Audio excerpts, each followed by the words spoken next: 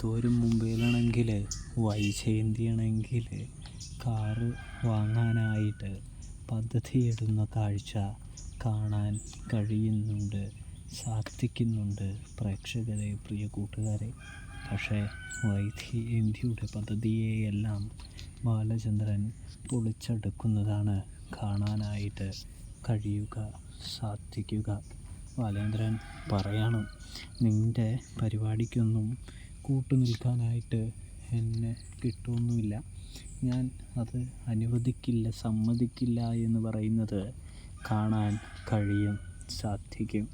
അതുകൊണ്ട് തന്നെ എനിക്ക് യാതൊരു താല്പര്യവുമില്ല എന്ന് പറയുകയാണ് നമ്മുടെ ബാലേന്ദ്രൻ എന്ന് കാണാം.